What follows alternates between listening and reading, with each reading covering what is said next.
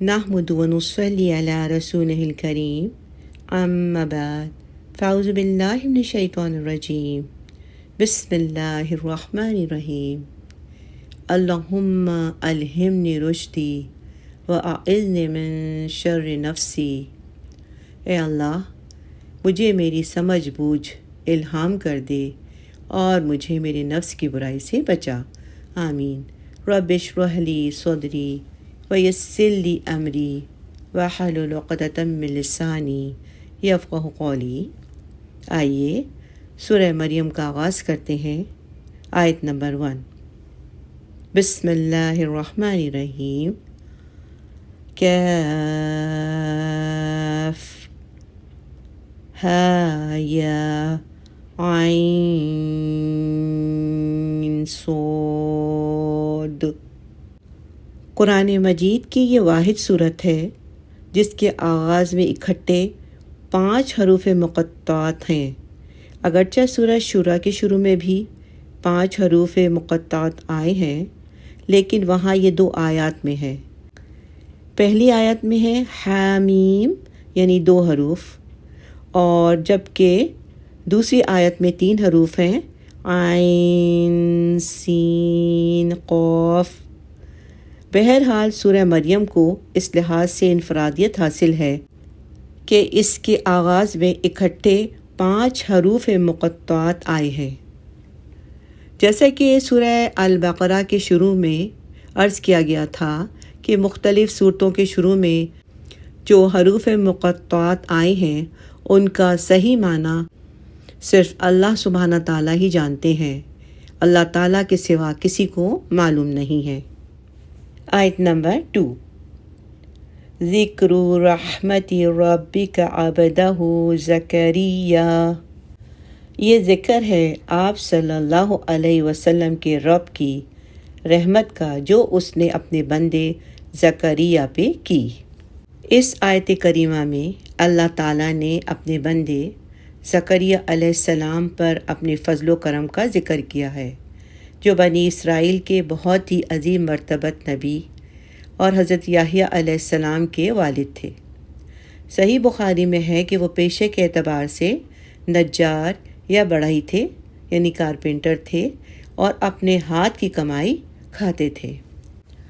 یہاں ذکر تو حضرت عیسیٰ علیہ السلام کا کرنا مقصود ہے، مگر آپ علیہ السلام کے ذکر سے پہلے حضرت یحییٰ علیہ السلام کا ذکر کیا جا رہا ہے، کیونکہ حضرت یحییٰ علیہ السلام کی ولادت بھی ایک بہت بڑا معجزہ تھی۔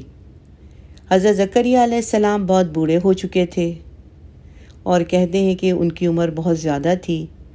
اس کے متعلق بہت سی روایات ہیں، لیکن زیادہ مستند روایات میں سے ایک یہ ہے کہ ان کی عمر 110 سال تھی، اور آپ کی اہلیہ بھی نہ صرف بوڑھی تھی بلکہ عمر بھر ان کے ہاں کوئی اولاد نہیں ہوئی تھی، وہ بانجھ تھی۔ ان حالات میں ان کے ہاں بیٹے کی پیدائش کوئی معمول کا واقعہ نہیں تھا۔ یہی وجہ ہے کہ اس واقعے کو یہاں پر اللہ تعالیٰ کی رحمت خاص کا مظہر قرار دے دیا گیا ہے۔ آیت نمبر 3۔ اذ نادى ربه نداء خفیا۔ جب اس نے پکارا اپنے رب کو چپکے، یعنی حضرت زکریا علیہ السلام نے دل ہی دل میں اپنے رب سے دعا کی۔ انہوں نے رات کی تاریکی میں جب دنیا سو رہی تھی اپنے رب سے خفیہ طور پہ دعا کی۔ سورہ آل عمران آیت نمبر 38 اور اس کے بعد کی آیتوں میں زکریا علیہ السلام کا یہ واقعہ گزر چکا ہے کہ جب انہوں نے مریم علیہ السلام کے پاس محراب میں مختلف اقسام کے پھل دیکھے تو اللہ کی قدرت سے غائب درجہ متاثر ہو کر اپنے بڑھاپے اور اپنی بیوی کے بانجھ پن کے باوجود اللہ سے دعا کی کہ اللہ مجھے ایک لڑکا عطا کر، تو اللہ نے ان کی دعا قبول کی اور انہیں لڑکے کی خوشخبری دے دی، اور انہوں نے صالح لڑکے کی تمنا اس لیے کی تاکہ ان کے بعد ان کی دعوت و تبلیغ کا کام جاری رہ سکے۔ آیت نمبر 4۔ قال رب انی وہن العظم منی۔ اس نے عرض کی، اے میرے پروردگار، بلا شبہ میری ہڈیاں کمزور ہو گئی ہیں۔ واشتعل الراس شیبا، اور میرا سر بھڑک اٹھا ہے بڑھاپے سے، یعنی بڑھاپے کے سبب میرے سر کے بال مکمل سفید ہو گئے ہیں۔ وَلَمْ أَكُنْ بِدُعَائِكَ رَبِّ شَقِيًّا، اور اے میرے پروردگار میں تجھے پکار کر کبھی بھی نامراد نہیں رہا۔ چنانچہ آج میں بڑی ہمت کر کے تجھ سے ایک بہت ہی غیر معمولی دعا کرنے جا رہا ہوں۔ دنیاوی حالات اور طبی قوانین کے اعتبار سے تو ایسا ناممکن ہے، مگر تو چاہے تو ناممکن کو بھی ممکن بنا دیتا ہے۔ حضرت زکریا علیہ السلام نے رات کی تاریکی میں جب دنیا سو رہی تھی تو انہوں نے اپنے رب سے خفیہ طور پہ دعا کی اور کہا کہ اے میرے پروردگار، میری ہڈیاں کمزور ہو چکی ہیں اور سر کے بال بالکل سفید ہو گئے ہیں، اور اس سے پہلے کبھی بھی ایسا نہیں ہوا کہ تو نے میری دعا قبول نہ کی ہو۔ مفسرین لکھتے ہیں کہ یہ اللہ کی جانب ایک قسم کی بہت عاجزی سے کیا ہوا سوال تھا کہ اے اللہ، میں بوڑھا ہو چکا ہوں اور میری حالت قابل رحم ہو چکی ہے، اور اس سے پہلے تو میری دعائیں قبول کرتا رہا ہے، اس لیے اس بار بھی میری دعا قبول کر لے اور مجھے نا امید نہ کر۔ اس آیت میں حضرت زکریا علیہ السلام کا جس طرح اللہ تعالیٰ کو خفیہ خفیہ پکارنے کا جو انداز ہے، تو ہمیں بھی کوشش کرنی چاہیے کہ ہم بھی اس انداز کو اپنائیں اور اللہ تعالیٰ کو پکارتے ہوئے عاجزی اور انکساری کا اظہار کریں۔ اپنے حال کا بھی ذکر کرنا چاہیے، اپنے دکھوں کو بھی بتانا چاہیے، اور اپنی جو حاجت ہے اسے بھی بتانا چاہیے۔ پھر امید کا اظہار کرنا چاہیے کہ یا اللہ، میں تجھ سے دعا کر کے کبھی بھی محروم نہیں ہوا۔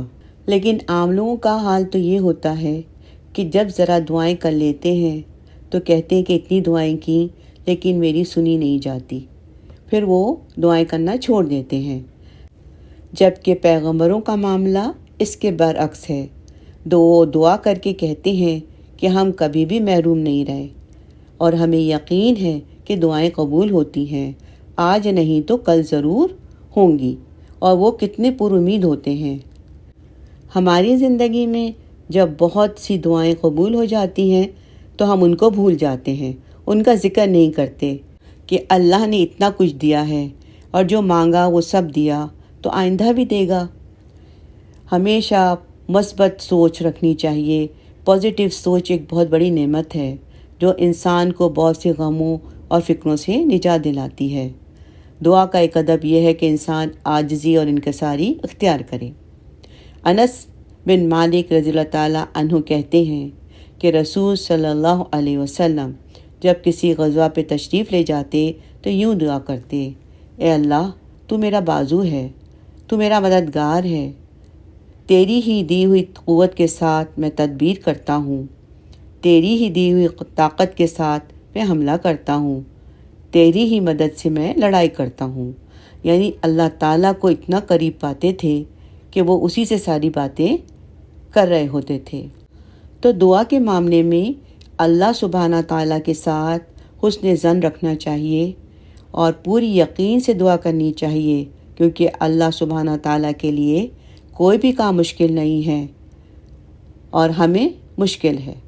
حضرت انس بن مالک رضی اللہ تعالیٰ عنہ کہتے ہیں کہ رسول صلی اللہ علیہ وسلم نے فرمایا کہ جب تم میں سے کوئی دعا کرے تو اسے چاہیے کہ وہ پختہ یقین کے ساتھ سوال کرے، اور وہ اس طرح ہرگز نہ کہے کہ اے اللہ، اگر تو چاہے تو مجھے عطا کرے، یعنی تو چاہتا تو دعا قبول کر لے ورنہ نہیں۔ بے شک اللہ کی ذات کو کوئی مجبور کرنے والا نہیں ہے، اللہ تعالیٰ قبول کرتا ہے تو اپنی رضا کے ساتھ ہی قبول کرتا ہے، بے شک۔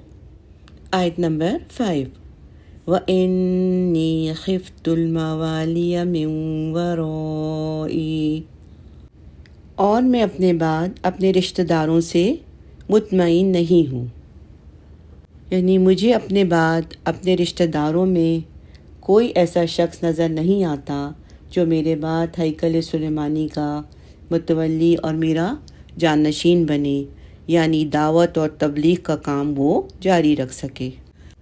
وَكَانَتِ امْرُؤَتِي عَاقِرًا فَهَبْ لِي مِن لَّدُنكَ وَلِيًّا، اور میری بیوی بانجھ ہے تو تو مجھے خاص اپنے پاس سے ایک ولی عطا کر۔ یہاں ولی کا مطلب ہے کہ مجھے ایسا ساتھی عطا کر جو میرے مشن میں، میری دعوت تبلیغ میں میرا دوست اور میرا بازو بن سکے۔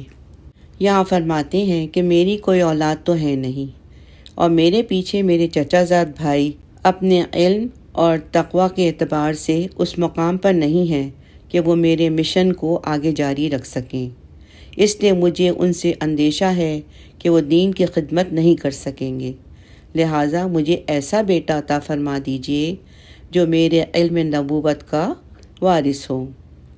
حضرت زکریہ علیہ السلام کی اس دعا اور اللہ تعالیٰ کی طرف سے اس کے جواب میں بیٹا عطا فرمانے کا تذکرہ ہم پیچھے سورہ آل عمران میں بھی پڑھ چکے ہیں۔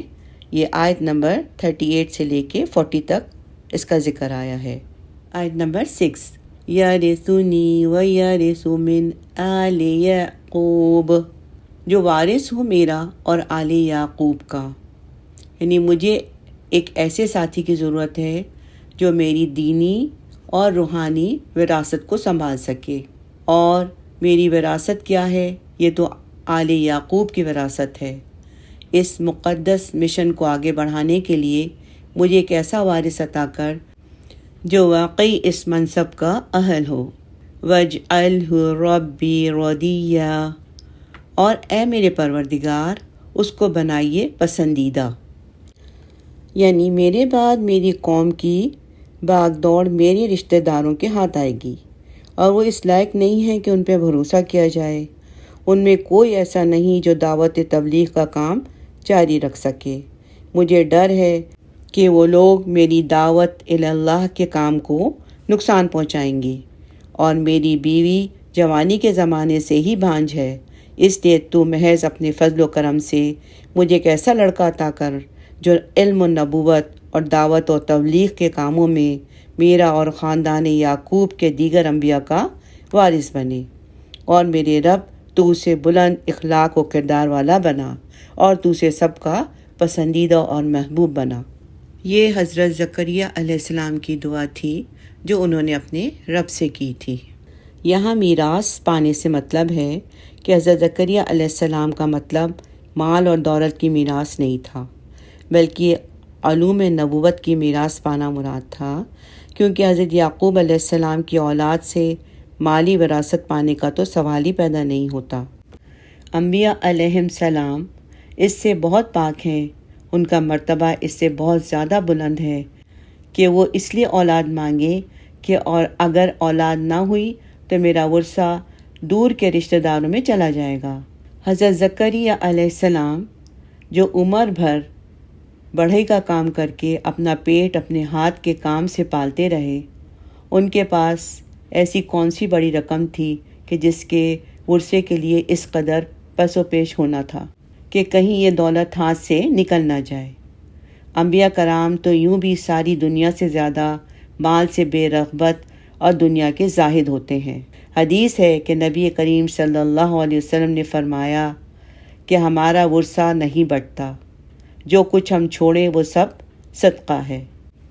یہ ترمذی کی حدیث ہے، یعنی اس سے مطلب ورثہ نبوت ہے، نہ کہ مالی ورثہ۔ آیت نمبر 7، یا زکریا انا نبشرک بغلام اسمہ یحییٰ لم نجعل لہ من قبل سمیٰ۔ اے زکریا علیہ السلام، ہم تمہیں بشارت دیتے ہیں ایک لڑکے کی جس کا نام یحییٰ ہوگا، ہم نے اس سے پہلے اس کا کوئی ہم نام نہیں بنایا۔ اور اس کا دوسرا مفہوم یہ بھی ہو سکتا ہے کہ ہم نے اس سے پہلے اس کا کوئی نظیر نہیں بنایا، یعنی اس جیسی صفات کسی بھی بچے میں پیدا نہیں کی۔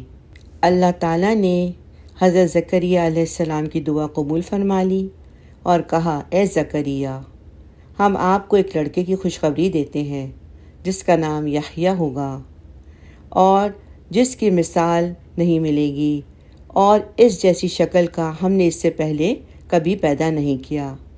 ابن عباس رضی اللہ تعالیٰ عنہما سے روایت ہے کہ بانجھ عورتوں نے اس سے قبل اس جیسا بچہ نہیں جنا۔ ایک روایت میں یہ بھی ہے کہ انہوں نے کبھی کوئی گناہ نہیں کیا، نہ گناہوں کا ارادہ کیا۔ یعنی حضرت یحییٰ علیہ السلام دوسرے بچوں سے بالکل مختلف تھے۔ سبحان اللہ۔ آیت نمبر 8۔ قال رب انا یکون لی غلام۔ اس نے کہا اے میرے پروردگار، میرے ہاں بیٹا کیسے ہو جائے گا؟ یہ وہی بات ہے جو حضرت زکریا علیہ السلام کے حوالے سے ہم سورہ آل عمران آیت نمبر 40 میں پڑھ چکے ہیں۔ آگے اللہ تعالیٰ فرما رہے ہیں وَكَانَتِ امْرَأَتِي عَاقِرًا وَقَدْ بَلَغْتُ مِنَ الْكِبَرِ عِتِيًّا۔ جبکہ میری بیوی بانجھ ہے اور میں انتہائی بوڑھا ہو چکا ہوں۔ زکریا علیہ السلام نے یہ خوشخبری پا کر اپنی ظاہری حالات کے پیش نظر کہ وہ بہت بوڑھے ہو چکے تھے، اللہ تعالیٰ کی عظیم قدرت پر حیرت کا اظہار کیا اور کہا کہ میرے رب مجھے لڑکا کیسے ہوگا؟ میری بیوی بانجھ ہے اور میں بڑھاپے کے اس مرحلے میں داخل ہو چکا ہوں کہ جس کے بعد کوئی تدبیر، کوئی علاج مفید نہیں۔ اور ایک دوسری رائے یہ ہے کہ انہوں نے خوشخبری پانے کے بعد اپنی بیوی کی حالت مد نظر رکھتے ہوئے بچے پیدا ہونے کی کیفیت جاننا چاہی، یعنی انہیں تجسس ہوا کہ میں تو بوڑھا ہوں، میری بیوی بانجھ ہے، تو ان حالات میں ایک بچے کی پیدائشی خوشخبری کیسے آ سکتی ہے؟ آیت نمبر 9۔ اس آیت میں اللہ تعالیٰ جواب دے رہے ہیں قال كذلك قال ربك هو علي هين۔ فرمایا ایسا ہی ہوگا، تمہارے پروردگار نے فرمایا ہے کہ یہ مجھ پر آسان ہے۔ وَقَدْ خَلَقْتُكَ مِن قَبْلُ وَلَمْ تَكُ شَيْئًا۔ اور تمہیں بھی تو میں نے پیدا کیا اس سے پہلے جب کہ تم کچھ بھی نہیں تھے۔ اللہ سبحانہ تعالیٰ نے فرمایا جیسا آپ نے چاہا ویسے ہی ہوگا۔ پھر ان کی حیرت اور تجسس دور کرنے کے لیے مزید فرمایا آپ کا رب کہتا ہے ایسا کرنا، یعنی بہت ہی بوڑھے باپ اور ہمیشہ سے بانجھ ماں سے بچہ پیدا کرنا میرے لیے آسان ہے، اور میری قدرت کو مد نظر رکھتے ہوئے اس میں حیرت کی آپ کے لیے کوئی بات بھی نہیں ہونی چاہیے۔ میں تو خود آپ کو اس سے پہلے ایک نطفہ حقیر کے ذریعے عدم سے وجود میں لا چکا ہوں۔ ماں اور باپ کے ذریعے پیدا کرنا تو زیادہ آسان ہے، یعنی یہ اللہ کے لیے ایسا کرنا کوئی دشوار نہیں، یہ اللہ کے لیے زیادہ آسان ہے۔ آیت نمبر 10۔ قال رب اجعل لی آیہ۔ عرض کیا اے میرے پروردگار میرے لیے کوئی نشانی مقرر فرما دیجیے۔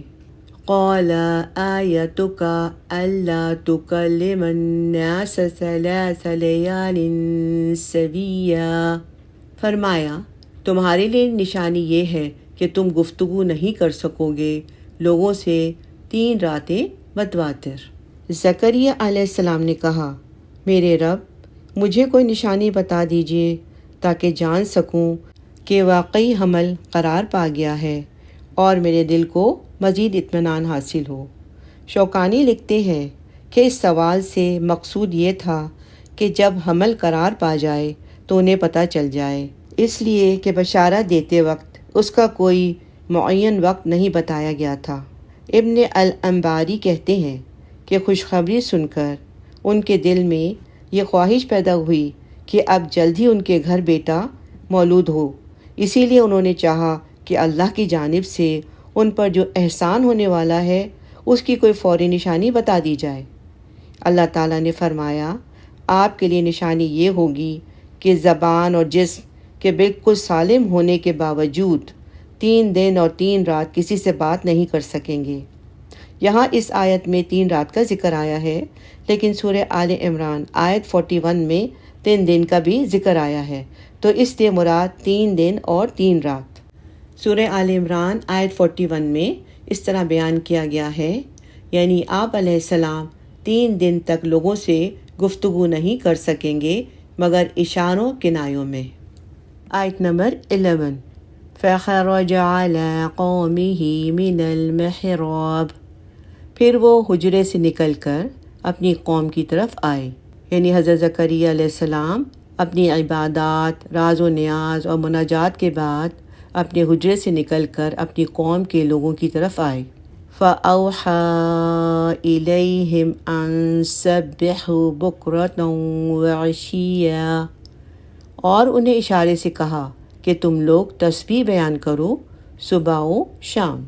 جب زکریا علیہ السلام کی آواز بند ہو گئی تو وہ محراب سے نکل کر اپنی قوم کے پاس آئے اور ان سے اشارے کی زبان میں کہا کہ تم لوگ صبح و شام اللہ کی تسبیح و تمحید میں مشغول ہو جاؤ۔ یہاں اوحا کا معنی اشارہ کیا گیا ہے، جیسے کہ سورہ آل عمران میں رمزہ کا لفظ آیا ہے جس کا معنی اشارہ کرنا ہوتا ہے۔ مجاہد کہتے ہیں کہ انہوں نے زمین پر لکھ کر لوگوں سے بات کی تھی۔ عربی زبان میں وحی کا لفظ لکھنے کے معنی میں بھی استعمال ہوتا ہے۔ آیت نمبر 12، اس آیت میں حضرت یحییٰ علیہ السلام کی ولادت کے بعد اللہ سبحانہ تعالیٰ ان سے براہ راست مخاطب ہیں۔ یا یحییٰ خذ الکتاب بقوہ، اے یحییٰ کتاب کو مضبوطی سے تھام لو۔ کتاب سے مراد یہاں زبور، تورات اور دیگر صحائف ہیں جو اس وقت بنی اسرائیل کے درمیان موجود تھے۔ وَآتَيْنَاهُ الْحُكْمَ صَبِيًّا، اور ہم نے اس کو عطا کر دی حکمت اور دانائی بچپن ہی میں۔ یعنی یہاں پر حضرت یحییٰ علیہ السلام کے خصوصی اوصاف بیان کیے جا رہے ہیں، اور یوں سمجھیے کہ حضرت عیسیٰ علیہ السلام اور حضرت یحییٰ علیہ السلام دونوں ایسی غیر معمولی شخصیات ہیں کہ ان جیسے اوصاف دوسرے انبیاء اور رسول میں نہیں پائے جاتے۔ چنانچہ حضرت یحییٰ علیہ السلام کو بچپن ہی میں حکمت عطا کر دی گئی تھی۔ زکریا علیہ السلام کے گھر وہ لڑکا پیدا ہو گیا، اس کا نام خود اللہ تعالیٰ نے یحییٰ رکھا، اور جب انہوں نے ہوش سنبھالا تو اللہ نے اس سے کہا، اے یحییٰ تورات کا علم اچھی طرح حاصل کرو، اس لیے کہ بنی اسرائیل کے لوگ تورات ہی پڑھتے تھے، اور موسیٰ علیہ السلام کے بعد تمام انبیاء بنی اسرائیل اور علماء لوگوں کے درمیان اسی کی تعلیمات کے مطابق فیصلہ کرتے تھے۔ اسی لیے ضروری تھا کہ وہ تورات کو اچھی طرح سے پڑھتے اور اس میں موجودہ احکامات کا فہم حاصل کرتے۔ اللہ تعالیٰ نے یحییٰ علیہ السلام کو بچپن ہی میں علم اور حکمت، فہم تورات اور اعمال صالحہ کی توفیق عطا فرمائی تھی۔ سبحان اللہ۔ آیت نمبر 13 and 14۔ آیت نمبر 13، وَحَنَانًا مِّن لَّدُنَّا وَزَكَاةً وَكَانَ تَقِيًّا، اور ہماری طرف سے سوز و گداز والی محبت اور پاکیزگی اسے عطا ہوئی تھی اور وہ بہت متقی تھا۔ آیت نمبر 14، وَبَرًّا بِوَالِدَيْهِ وَلَمْ يَكُنْ جَبَّارًا عَصِيًّا، اور وہ اپنے والدین کے ساتھ حسن سلوک کرنے والا تھا اور خود سر و نافرمان نہیں تھا۔ یعنی یہ اوصاف اللہ تعالیٰ نے خصوصی طور پر حضرت یحییٰ علیہ السلام کو عطا فرمائے تھے۔ ان کے اندر اپنے والدین، رشتہ داروں، غیروں اور اللہ کی تمام مخلوق کے لیے رحمت اور شفقت کا بے پایہ جذبہ پایا جاتا تھا۔ حنانا من لدنا کا ایک مفہوم یہ بھی ہے کہ اللہ کی شفقت اور رحمت ہمیشہ ان کے ساتھ شامل تھی، اور وہ گناہوں سے یکسر پاک اور ایسے نیک کہ گناہ کا کبھی سوچا بھی نہیں، اور اپنے ماں باپ کے ایسے مطیع و فرما بردار تھے کہ کبھی بھی ان کے سامنے کسی بات پر نہیں اکڑے، نہ ہی ان کی نافرمانی کی۔